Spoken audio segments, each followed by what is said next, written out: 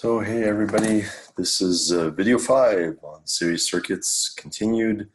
I know we're taking a little longer on series circuits, but I really feel that there's some key elements here that really translate to pretty much any kind of circuit. So some of these ideas, even though it's about series circuits, it's really true about other types of circuits as well. All right, so in this section, I am going to talk about measuring voltages with respect to ground, or something I'm going to call node voltages at some point in this video. So right now, we know that voltages, we've talked about voltage drops, voltage across a device, a voltage across your battery, power supply, voltage drop across a resistor. But ultimately, what we're really doing always is making a voltage measurement with respect to some common point or some zero point. When we use our DMM, right, we have a black lead that's connected to what we call a common or a the COM port or COM input on the DMM. And then the red lead is to the voltage one, if we're measuring voltage, which is what we're talking about right now. So that COM represents our 0 volts. And so when I measure across a resistor or measure across a battery with my DMM, the voltage I read is really relative to that black lead, and which is our relative 0 volts, right? So using a DMM. So using a DMM, our black lead and the COM input represent our relative 0 volt reference point, which we often call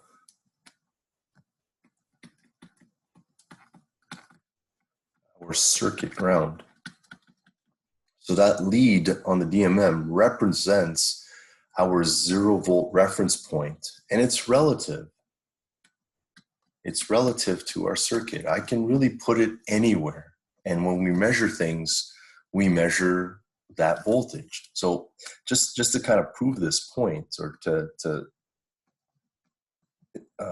further explain this point, let's use a simple circuit. Let's say this is 10 volts, 200 ohms, 800 ohms. Okay. We can calculate what VR1 is. If this is R1, this is R2, VR2. I'm going to use voltage division because we just talked about that in the previous video. So VR1 is just going to be 10 volts times R1, which is 200, over our total, which is 1000. And so that gives us 2 volts. And VR2 is, again, I'm pretty sure you guys could probably do this in your heads because you see where this is going. Okay, I should put my units. I shouldn't be lazy. Okay, and that ends up 8 volts. All right, so simple enough. But how do we measure that? We calculated that. So if I had a DMM, I came in here and I put my DMM to measure voltage like this. That's my plus. That's my COM and my minus. I would read 10 volts would be read on the DMM. Because this point here is my common, the 0 volt reference point. All right. Now, if I put the DMM over here to measure voltage, And this is my minus, and that's my plus. Well, now the DMM would read 2 volts because it would be reading this value here, over here. But this is now my 0 volts. That's my reference point. That's my lowest potential, all right? Again, if I put my DMM over here, and this is my minus, and that's my plus, this is my common, my DMM would read 8 volts because I am defining this as the 0 volts reference point. So the relative voltages may change, but VR2 is always going to be 8 in this case. VR1 is always going to be 2 volts in this case.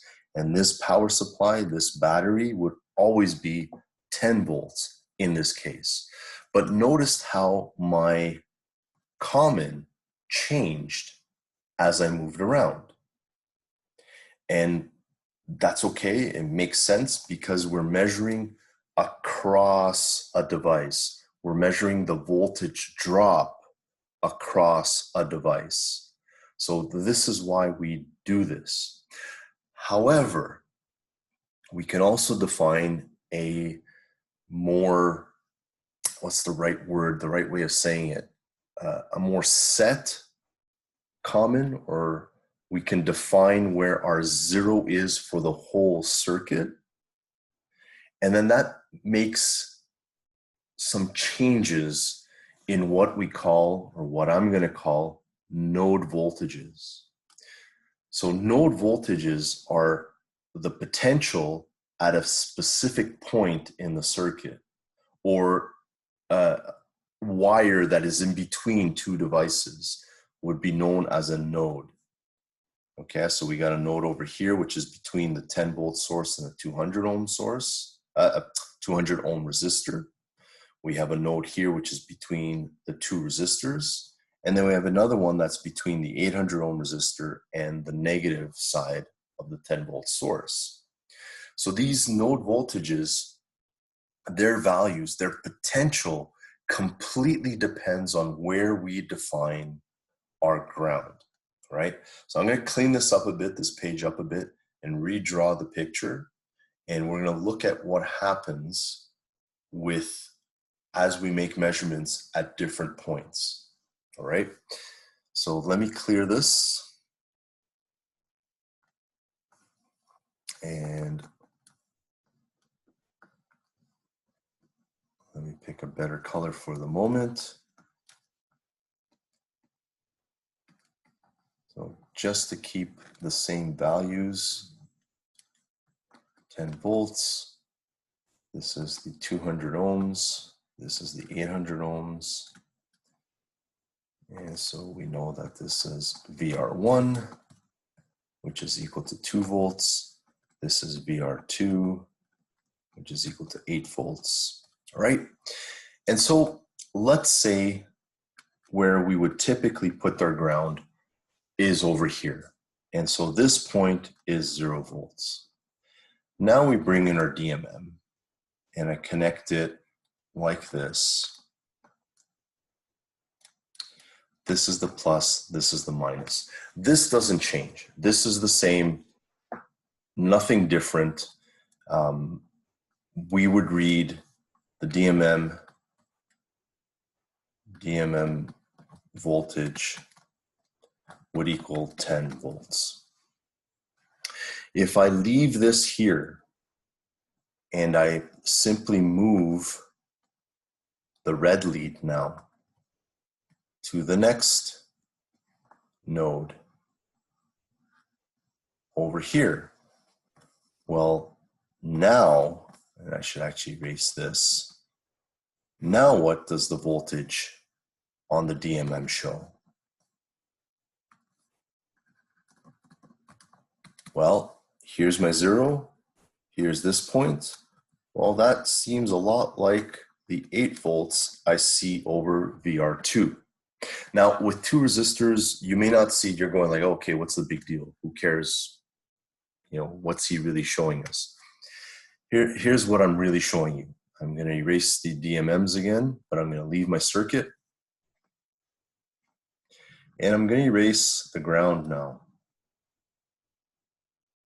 Okay. And I'm going to put the ground over here now. Now 0 volts is over here. So now when I take my DMM and I place the negative point here, my common here, and my positive over here, well, what will the DMM voltage show? Well, this is 0, but according to my circuit, this is the higher potential and this is the lower. So from plus minus here, it's 8 volts. But if I've set my higher potential as 0, I'm actually going in the negative direction. So my DMM would actually show minus 8 volts.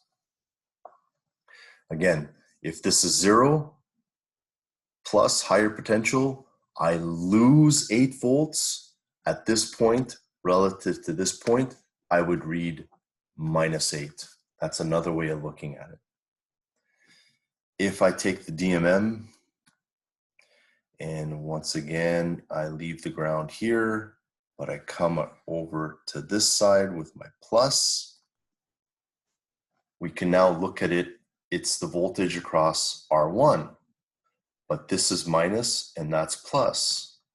So my DMM voltage would read 2 volts in this case. And it all has to do with where we put our ground, our 0. Notice this has not changed, this has not changed, and this has not changed. None of these have changed. The only thing that has changed is where I defined my ground, and it shouldn't say open short there. we jumped the page. So yeah, the only thing we've changed is where the ground is, and our 0 reference point. The 2 volts, as I said, hasn't changed. The 8 volts has not changed. Those are definite values. Those are based on Ohm's law and do not change no matter what you do with how you use your DMM. So if it still doesn't make sense, I totally recommend you building a circuit and taking your DMM and trying, put your leads one way and then flip it to the other. And you're going to notice it's the exact same absolute value, but it's just the sign that changes because we're defining which side is the 0. So it's the same thing when you're measuring distances as well. Or sea level, we define sea level as our 0. And so anything that's above sea level is positive. Anything that's below sea level, i.e. that goes into the ocean or into the waters, is negative distances, okay? Because we're defining sea level as our 0. So it's kind of the same thing when we define a circuit ground, the common, the reference point. That's just our 0. It's not really 0. It doesn't really exist. There's no real 0 volts anywhere. But it's our definition of 0 volts for our circuit. Now, of course, this is a stupid place to put your ground in a circuit. Down here makes the most sense, right? Let's look at just one more example with a few more resistors so that we can kind of get this idea a little more clear in our minds. So let me clear this and let's draw up another example. And let's look at one with multiple resistors.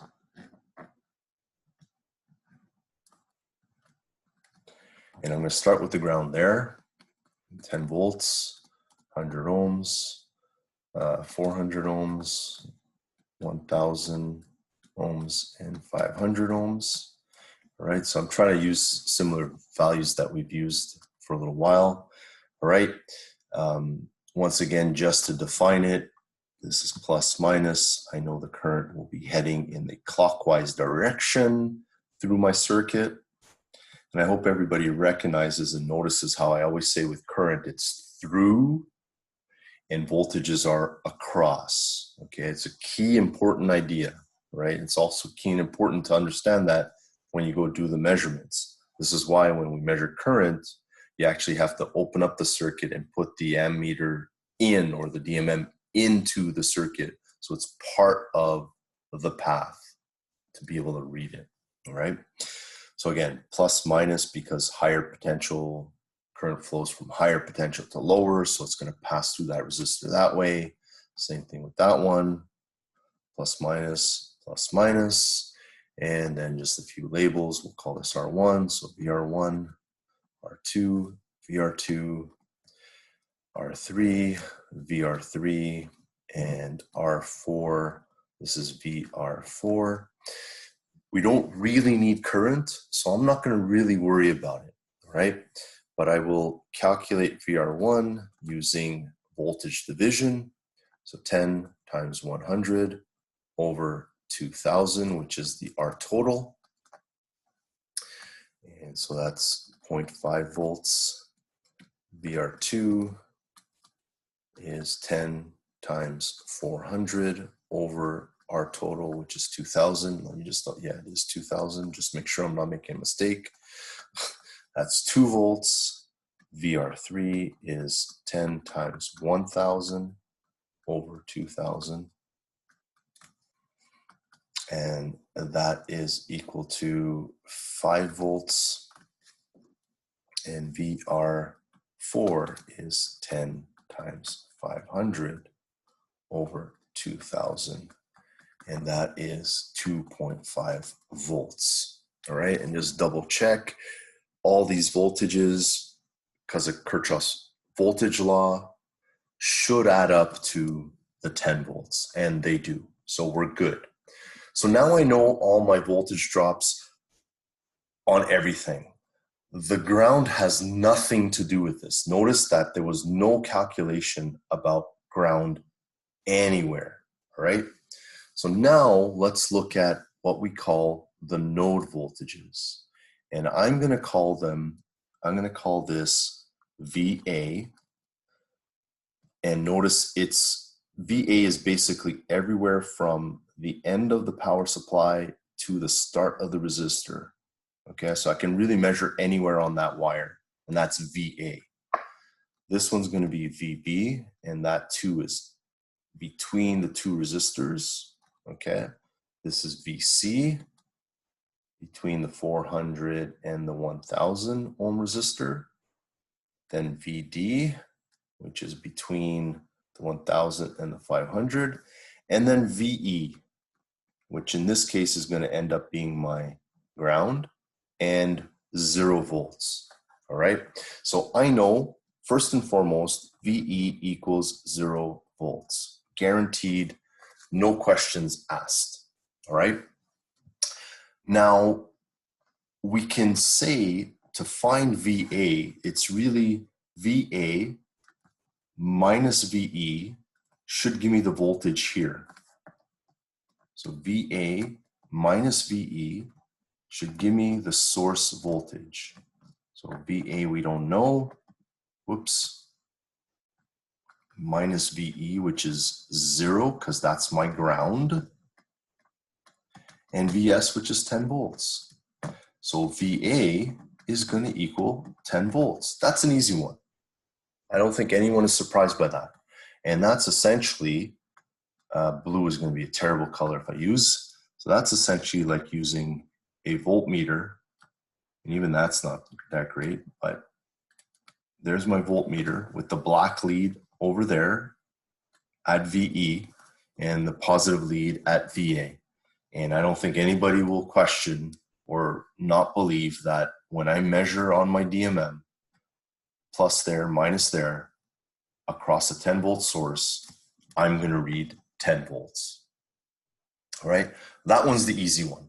All right, So now I'm going to move it. I'm going to move the positive to VB, but I'm going to leave the ground at VE, all right?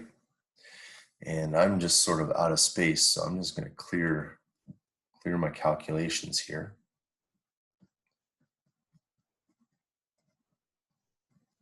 And I will write VA equals 10 volts. VA is relative to VE, relative to the ground. Now VB, relative to my ground, okay? What is it? Well, it's a little tougher to measure that way, okay? But I know that VA is equal to 10, and then I lose 0.5 volts here. So I know that VB is going to equal 9.5 volts because VA is at 10 and then I lose 0.5 volts. So VB relative to VE is going to read 9.5. In the same way, VC minus VE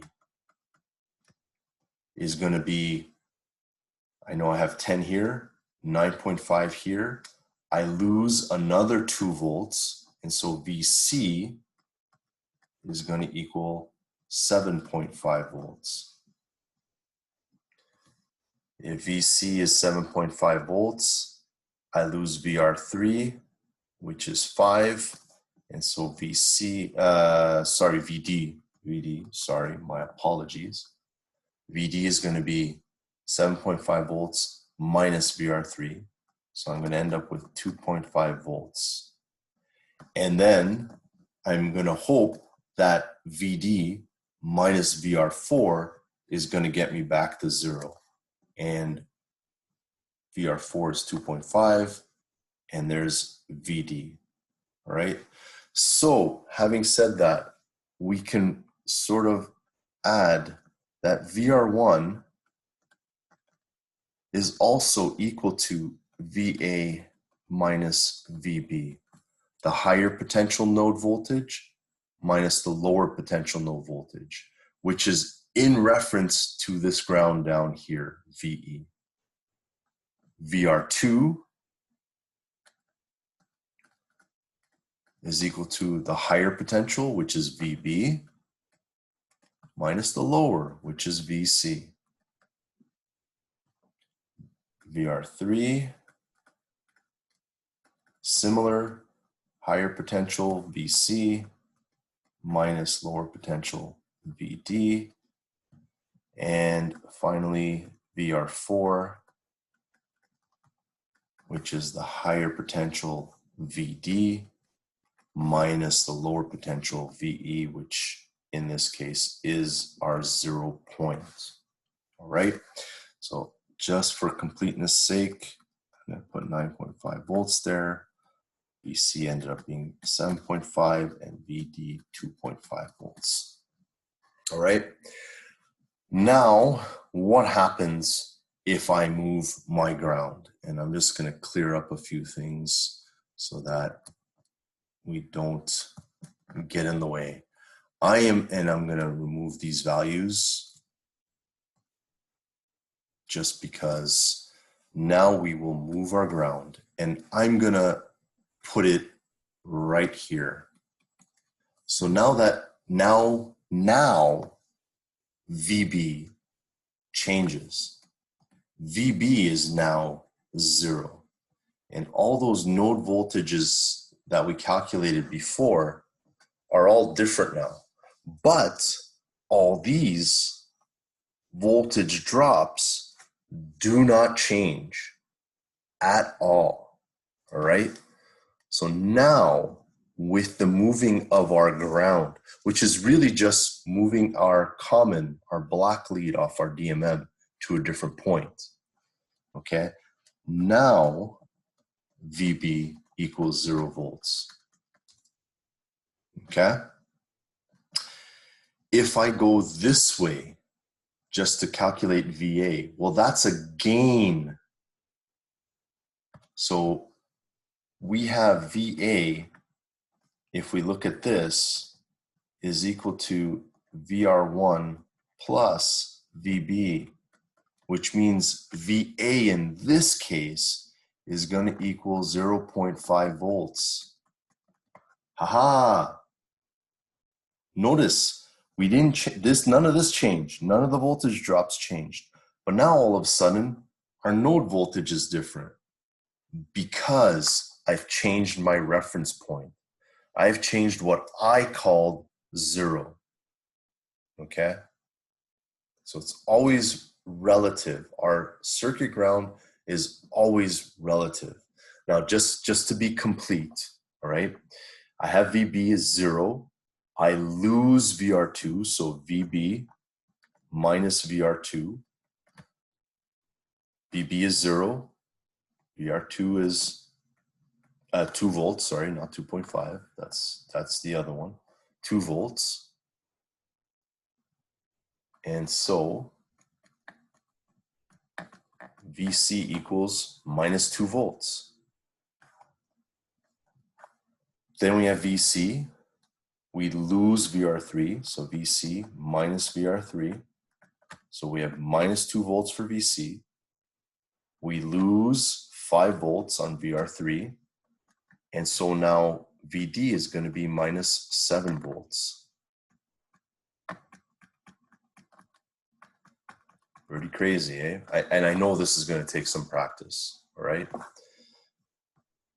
Then VD is minus 7 volts. We lose another 2.5 volts and we end up with VE. So we have VD minus VR4. So minus 7 minus 2.5 gets us to minus 9.5 volts, which is equal to VE.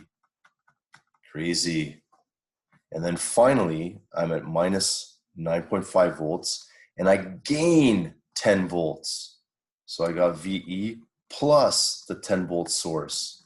So minus 9.5 plus 10 equals 0.5 volts, which is VA, which matches what we had written before, which says that we didn't screw up and we didn't make a mistake, and that Ohm's law, Kirchhoff's voltage law, all function, and the relative 0 really doesn't change anything except for these relative node voltages. So it's very important in really complex circuits to understand what node voltages are and where your circuit ground is, where you define the 0, all right? It's very important when you have two circuits and you want them to function properly together. One thing you want to make sure is that their ground, what you define as the 0 on both circuits, is the same. Otherwise, 5 volts on one circuit may not be 5 volts to the other one. All right. So it's just something that you need to keep in mind as you progress further. And again, with a few more examples, this will make more sense as we move forward. And this is a concept that is useful in our circuits when we start talking about parallel circuits, and then hybrid circuits where we have both series and parallel all together. All right, so that's it for this one. And stay tuned for one last video.